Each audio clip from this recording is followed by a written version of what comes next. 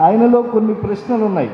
కోన్వస్మిన్ సాంప్రతంలోకే గుణవాన్ కస్య వీర్యవాన్ ధర్మజ్ఞశ్చ కృతజ్ఞశ్చ సత్యవాక్యో దృఢవ్రతః చారిత్రేణ చ కోయుక్తః సర్వభూతేషు కోహితః విద్వాన్ కః కస్సమర్థశ్చ కస్యైక ప్రియదర్శనః ఆత్మవాన్ కః జితక్రోధః యుతిమాన్ కోనసూయకః కస్య బిభ్యతి దేవాశ్చ జాతరోషస్య సంయుగే.